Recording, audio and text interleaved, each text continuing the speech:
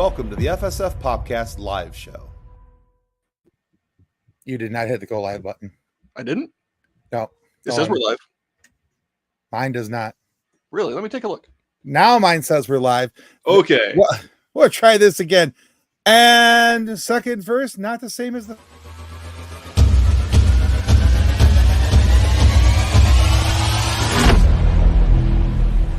Welcome to the FSF Popcast live show. So if you were here for the first 30 seconds of the show, you're going to pretend like that didn't happen, because apparently this show is also sponsored by the White Stripes, and this is also the hardest button to button. So wait. Hang on. Nope. We did it right the first time. Did we? We did. Well, my computer was lying to me. All right. Are you using Wi-Fi instead of a hard line again? Well, I'm out on my deck. If you haven't noticed, today's class is being held outside because in the great state of Michigan, it is just too blasted pretty to be indoors. So yes. I am out of doors and out of my mind. And today we are going to talk about, we're just steering into the skid, John, just going for self-admittance. So today on our Live at 5, we are going to talk about Star Wars characters that we feel that should be in live action. Now, some of these, John is picking his from Legends novelizations and video games. I stuck strictly to the Star Wars animated series. So I did not pick from Resistance. Just that's the one. Just because I haven't watched that enough to really get a feel for the characters and say that these are the ones I want. I know Resistance gets a lot of flack, and maybe that's fair or unfair, but I, for one, just haven't watched it enough in my watch throughs. I watch a couple episodes and I'm always like, yeah, so what's next on the list? Has anybody watched it? Actually quite popular for a couple, because of the age group it was definitely made for. It was definitely the Y7 group, the Youth 7 group. It was popular for that. So as we go through tonight, now typically on our Live at 5s, if we do something that's a list style argument or discussion like this, we try to make it so there's 5 picks. Therefore, it's a 5 at 5, Live at 5, all that stuff. But because there's 2 of us and we're each picking tonight, we're only doing a top 3. So there's going to be 6 picks in total. So we're still technically have 5. It's like 5 plus 1 specialty. I like that. Yeah, it's a 6 picks. It's a pick of 6. 6-pack. 6 picks. It's a 6-pack of picks. There we go. All right, very good. So, John, you want to explain your picks before we get started? Well, yeah. So most of the stories are going to fit somewhere between. There's an exception, but pretty much between 4 before the Battle of Yavin and 5 after the Battle of Yavin. So there's still the Empire to deal with, because I love the Empire. There's some of my favorite villains to play with, but these were also characters that were popular with fans. So bringing them back is going to hypothetically make a lot of fans happy. But changing their stories is going to irritate certain theorist type people, which I'm all for. They'll be fine. Yeah, he'll get over it. They'll get over it. They'll have, you know what? They're Star Wars fans. They'll have something new to complain about tomorrow. Just give them time. Yes. So, like I said, most of my picks are from Star Wars animations. Well, not most of my picks. All of my picks are from Star Wars animations. Kathleen says, the cute guys on the show again. I am so. Thank you for noticing, Kathleen. It's very sweet of you. He's a distinguished looking gentleman. Please. Hello, handsome. Gosh. Oh my. Not scary at all there. But yeah, all of my picks are either from Clone Wars or Rebels, or people that were okay, now that's rude and unnecessary. No, barf. You're part man, part dog. You're a Mog, you're your own best friend. Okay, now if she's going for a Spaceballs reference, totally down with that. John Candy, rock that role. Yeah. Anyway, but my picks are from Clone Wars and from Rebels strictly. So but yeah. Before we jump into this, just as a real quick reminder for those of you who are not familiar with our Patreon channel, we'd love for you to check us out over on Patreon. There's some great behind the scenes content, stuff you can't get anywhere else. And we just revised our Patreon levels. There's now a $1 level that's for early access, and the Ask Me Anything sessions, things like that. That's at $1 a month, and you get early access to everything. At $3 a month, you get early access and all the behind the scenes stuff. And we jump from $3 all the way up to $15 a month. Now, the difference there is that you get there's only 10 spots available on that one. You get the opportunity to be on 2 separate live shows with the FSF podcast. One in our monthly Star Wars RPG. You get to come roll some dice with us and have some fun. And the second one, we'll be doing a live show, and you never know who's going to pop into our live show. You might actually get paired with somebody really cool. We've had some great, amazing guests on our live shows. So yeah, might want to check that out. But $1, $3, $15, and you get to help us continue to keep being nerds, and we would greatly appreciate it. I am my own best friend, half man, half dog. Yeah, she did it. Roll some dice and hopefully not die. Exactly. I make no promises. Exactly. All right. So, like you said, tonight is the Live at 5 characters we need in live action for Star Wars. So we're going to get right into this with, I would normally say number 5, but tonight, number 3. So the way this is going to go, John will talk about his picks first. I'll talk about my pick second, and then we'll move on to the next one. So John's number 3. Yes. Galen Merrick. You know, who doesn't love Force Unleashed? And part of what makes, all these shows, Tales of the Empire, Andor, and Bad Batch, so good is we get to see the Empire's infighting. Them picking at each other, everybody trying to one-up the other guy to get promoted, to kill their competition, to take all their money for their own pet projects. It happens a lot, apparently. I'll explain that one later. Anyway, and I don't we know think you have to. That's your wife. We all know what the loophole is. That's not the loophole. So, in the comics, at least the Star Wars comics that Marvel's been putting out, Vader at one point has his own private army. He has Boba Fett, Yes. he has Dr. Aphra, he has Black Chrysanthemum. So it only makes sense that if he has his own private army, he's also going to have his own secret apprentice off to the side, because what the Sith do is they try to set things up to off the guy above them, Right. just like the rest of the Empire. And I mean, we saw that already in the game, and it was kind of cool. But what I'd kind of like to see is a few years before that, where we get to see Vader as kind of a father figure. Because when you think about it, Anakin knew that Padme was pregnant. And then Vader found out she was dead. So he presumes his children are dead as well. And now he gets this chance to kind of be a surrogate father for a few years and stumble his way through it as badly as a Sith would. I think that could make for an interesting story. And anytime you can add more Sam Witwer to Star Wars, it's going to be a good thing. You had me at hello. Hello there. Hello there. So question for you. Yeah. On your pick here. Now, I'm all for bringing Starkiller into canon. I think it's a wonderful idea. Mhm. But are you bringing him in at video game strength, or are you doing what Sam suggested when we interviewed him to ratchet his powers down to actual level? I am going to agree with Sam Witwer about Star Wars and drop his power level down to what is appropriate for the film and TV setting. Video games have to be over the top. They get Right. They get to do that stuff because it's a one-off. It doesn't necessarily affect continuity, but yeah, You're just there to have bang, clang, and have some fun. Yeah. Okay. Yeah. All right. I'm all for this pick. I think it's fantastic. And like you said, anytime we can get more Sam Witwer, that's a good thing. Why not? Star Wars is much better with Sam Witwer in it. I agree. All right. So very good. So that was your number 3. Here is my number 3. Hondo Ohnaka. I agree. Which, fun fact, I was today years old when I learned that his last name was Ohnaka, not Tanaka.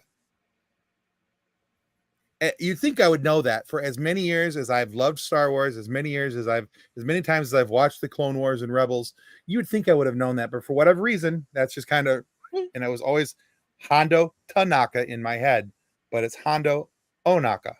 So we got that going for us. Cool. So anyway, yeah. Now for me, the reason why I picked him is that there's 2 different versions of Hondo, in my opinion. Now in Clone Wars, we see him as almost a serious pirate.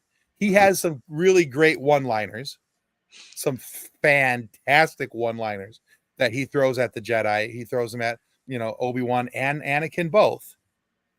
Mhm. But when we see him in Rebels, Hondo is definitely the comic relief. Yeah. He's Oh, he's definitely. not really the serious pirate that he was back in the days of the Republic. He's struggling against the Empire. We see him, he's a little bit older, he's a little bit wiser per se, Mhm. and he is just kind of doing what he needs to get by whenever, however. Yeah. And if he can make a quick buck over here, he's going to do it. Whereas before, he was more of a true pirate, in my Yeah. opinion, in the Clone Wars. But like I said, he still had the one-liners, still had a great sense of humor. It's just a different setting that we see him in Clone Wars. Yeah. I like both versions, and I don't care which version we get in live action, but Hondo definitely needs to be in live action. And the simple fact that he was not brought back in Ahsoka was like one of the biggest Oh, yeah. Holes in the Ahsoka story for that season, or misgivings I had about the show. I fully expected, because he was always kind of like the extra member of the Ghost Squad, the Phoenix crew. Uh-huh. And I always just thought, well, you know what? Yeah, he's gonna happen. He's gonna be there. Oh, yeah. And then he didn't. Yeah. I think he would make a great addition. And I also thought too, for a while, that in Mandalorian season 3, when we got all the when there was an episode with the pirates on the planet, I really, really thought, when they were fighting with Mando and Grief Karga about what was going on, and this used to be a school, or this is a school now, but it used to be a bar. Yeah. I really, really thought we were going to get Hondo. I didn't think we were going to get Salad the Hutt. Yeah, I was going to go with Moldy Pizza the Hut, but yeah. So anyway, that's my number 2, Hondo Ohnaka, not Tanaka. Got All right. Great choice. Number 2. Yes. John 2. Kyle Katarn, or as I've started calling him in some private chats, the Chuck Norris of Star Wars. You're not wrong. I'm not. If you can prove me wrong on that one, I'd like to see it in the comments. But the main reason that I would like to see him in anything live action, especially live action, I guess, but even if he showed up in animation, he started out as a stormtrooper. He turned rebel and then eventually became a Jedi, which is a great story arc that we could have had in the sequel trilogy, but that didn't happen. So, but I think that'd be a really interesting story, especially everything that has to do with his father, and then along the way learning about the Force and learning to tap into it. That's a wonderful idea for a story. But elements of his story are already there, because he's the one who found out about the Dark Troopers. And his sidearm was a Briar pistol, which we saw in Andor, right. First. Yeah. So he's already kind of there a little bit theoretically, but then, we could tie him into like Death Star 2 instead of finding the Death Star 1 plans. And then, he could explore the Force between the original trilogy and the sequel trilogy. If he survives Kylo Ren's thing at the Academy, cool. If not, well, not even Chuck Norris can survive everything, right? I have doubts and arguments about that, but sure, we can go with that for theory. Yeah. No, I think he would be a really cool addition, even if it was the version of his story was delayed to fit into Rey's new school. Oh yeah, that could work. With Rey coming up, I think that might be a nice addition. Bring him in then. Mm-hmm. Because it could, I mean, I have my doubts that they're ever going to give Finn his due, but this might be a good transition, and from the stormtrooper to Jedi line, which is kind of what I thought they were doing. Like they were borrowing that from for Finn, going from Jedi to Rebel, or not from Jedi to Rebel, but from stormtrooper to Rebel. But he was Force sensitive, it looked like, and maybe they're going to tap into a Jedi, and then they're like, they got to the Last Jedi movie, and they're like, yeah, we're just going to forget about that Finn guy and move along. Yeah. So, unfortunately, that was the way they went with that. So, but I think I like that. That's a good pick. I think he's a good pick, and I think he would be I think he could have a fun story arc for people to grab onto, especially now that Luke Skywalker's dead. Anyway, Yeah. Yeah. All right, so that was your number 2. Here's my number 2. I want Fen Rao. Now, if you remember Fen Rao, he came to light in Star Wars Rebels about midway through season 3. He is one of the Mandalorian protectors.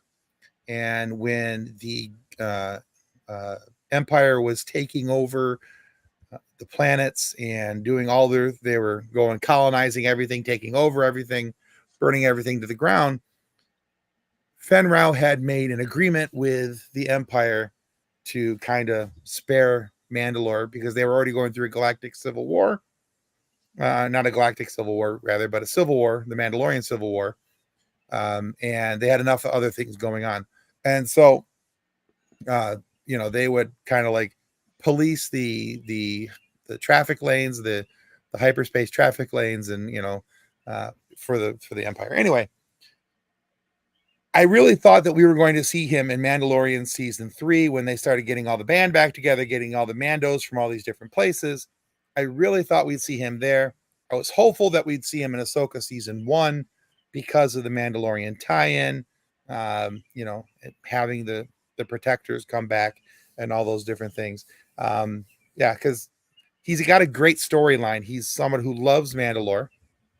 He loves his planet, he loves his people, and he was doing everything he could to protect them until he realized that the Empire and Gar Saxon had killed his men at his outpost, and he realized that the Empire was not going to hold up their end of the bargain, and that's when he joined the rebellion. So it's kind of a really cool storyline, and I'd like to see where else that goes, because once we get into season 4, his appearances in Rebels get a little bit less and a little bit less. They're kind of spotted here and there.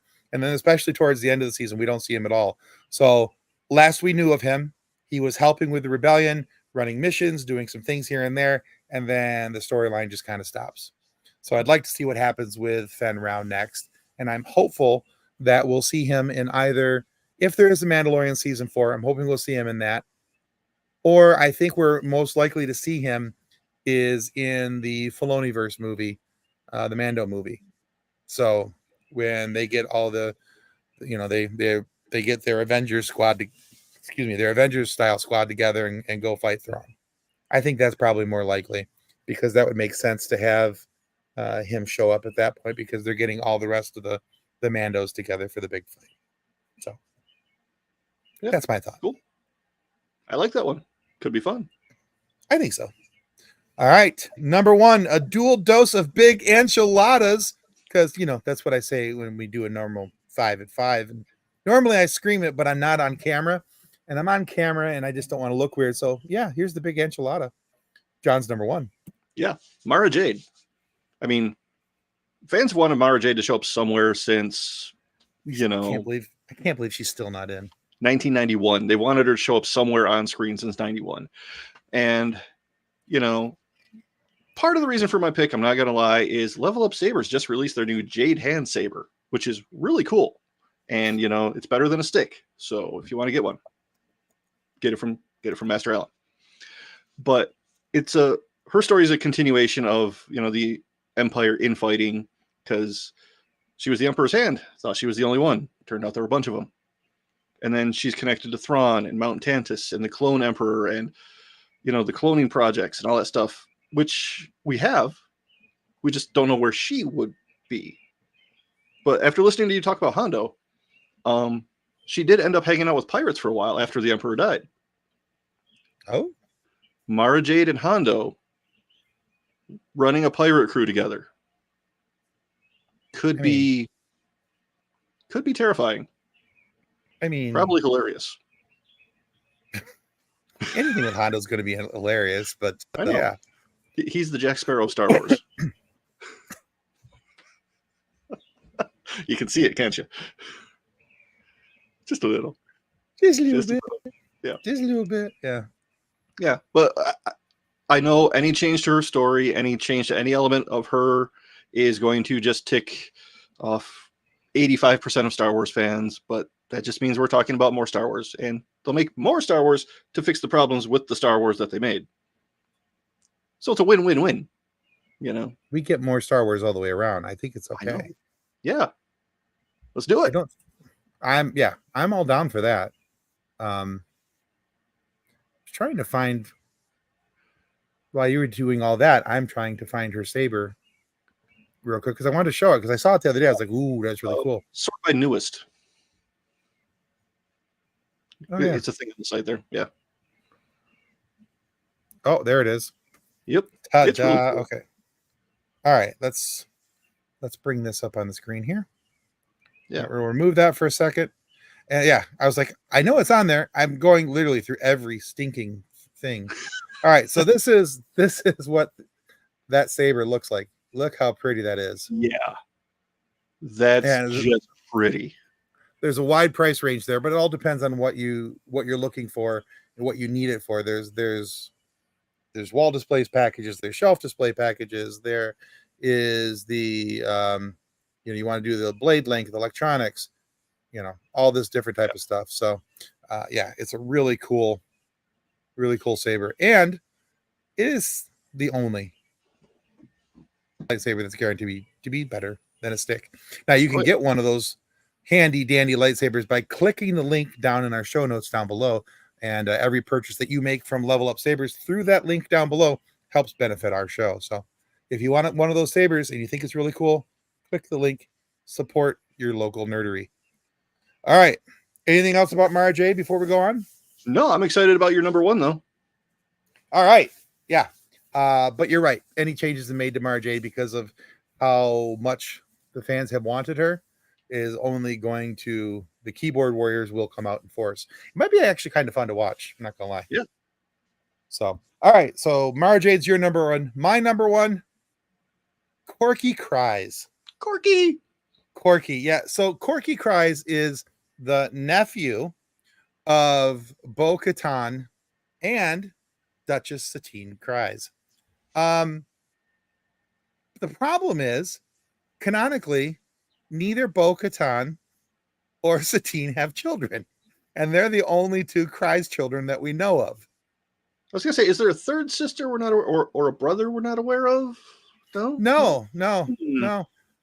In fact, I'm gonna play a short video clip from when we had Anna Graves, the voice of Duchess Satine, on our show. Listen to what she has to say about this. I have to ask you, Anna, Yes, because it's a nerd theory that many people have talked about. Many things have been written about this. Many have done photo comparisons of these two people side by side. In your opinion, is Corky Kryze the son of Obi-Wan Kenobi and Duchess Satine? Clearly, there was some very nice "how you doing" vibes between Duchess and Obi.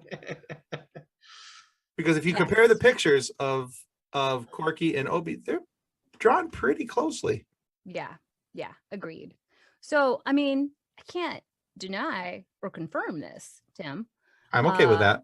But yeah, I like to think no, which is not as much fun as saying yes. So all the fans who say that Corky is their love child, I say, oh, I don't think so, but okay. But who was it ever determined as far as canon knowledge? I don't think so. Who Corky? Why he was my nephew? Just that he was your nephew. I don't think that there's any other stories that I'd have to do some looking and go back through it all, but I don't believe that ever was established. And as far as I know, Bo and I are the only siblings.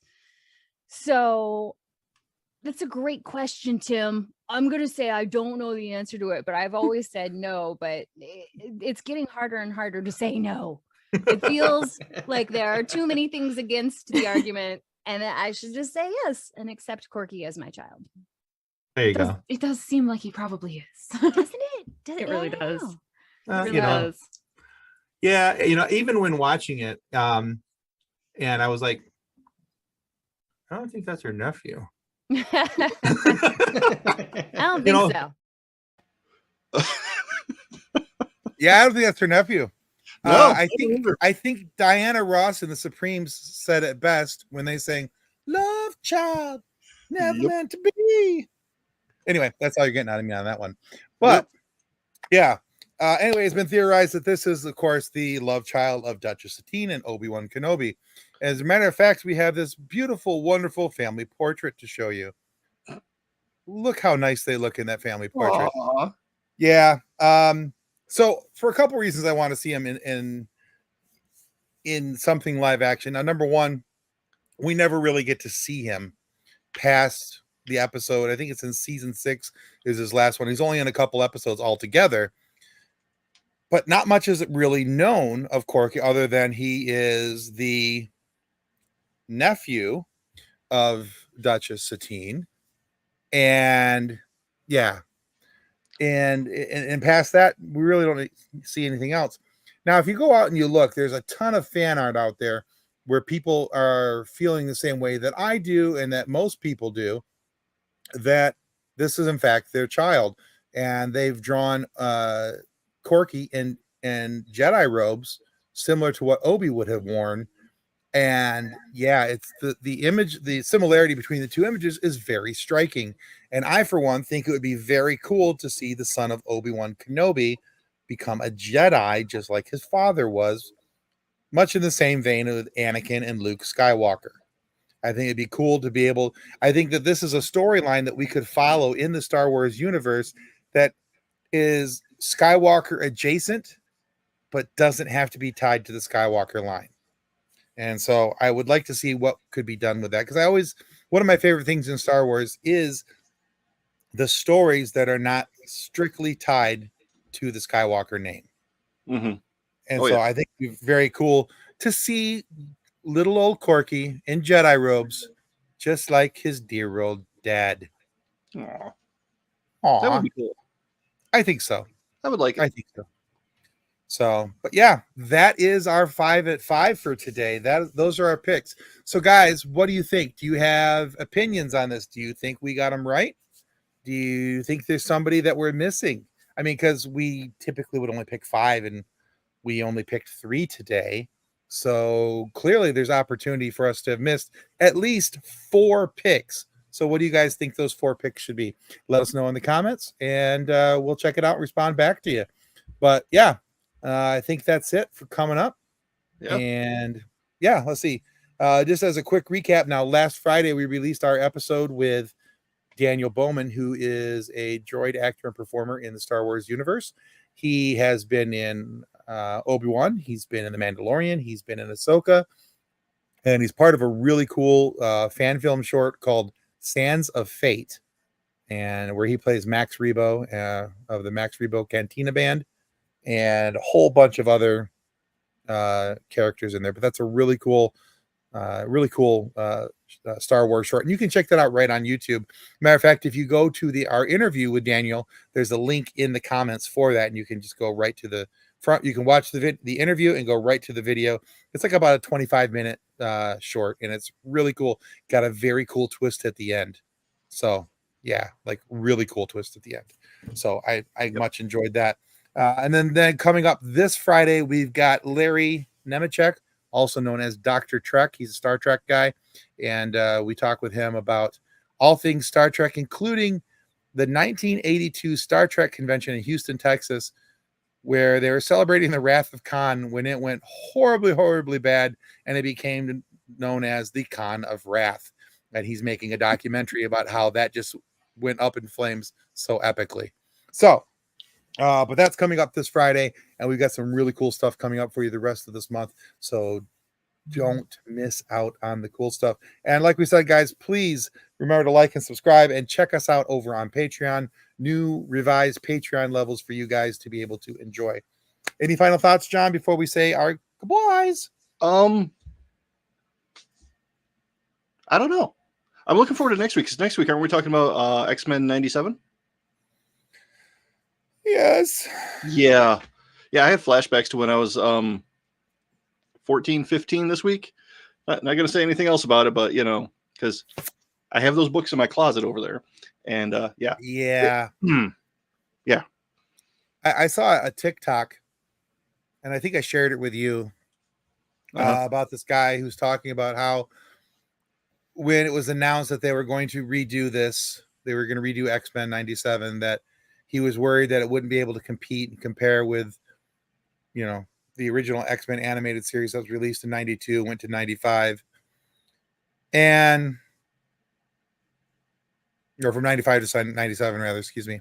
Mm-hmm. And he wouldn't be able to compare, wouldn't be able to compete with it. And then now that it's here, he's afraid that it's going to be over too soon and he'll never be happy again. Yeah. And I'm like, yeah, I identify with that. I get that. I feel that feel. They have done just a masterful job on that. And I can't wait to talk about it in a little more in depth. I can't wait for you. I'm going to, we're going to feel all the feels next week, fellas. Because there's going to be a lot of them with everything that's been going on the last couple weeks in X-Men 97. So we'll have to see what's going on there, but and then I'll explode with nerd theories as well, probably, because I'm going to sit back with a bucket of popcorn and let you theorize away. It's going to be great fun. Oh yeah. So but yeah, and I'm going to play one last thing as a reminder that we need more Sam Witwer in Star Wars. Kenobi! I'm going to play that scream whenever I can. It's just, I mean, it's Sam Witwer. He's screaming. He's Darth Maul. I mean, it's a thing. It's a thing. He did the thing. All right, guys, on that note, we got to say goodbye because now we're just rambling. Yep. Okay, bye. Copyright 2024 FSF Podcast. Reference to any specific product or entity mentioned on this podcast does not constitute an endorsement or recommendation by FSF Podcast. The views expressed by guests are their own, and their appearance on the program does not imply an endorsement of them or any entity they represent. If you have any questions about this disclaimer, please contact us via email at info@fsfpodcast.com.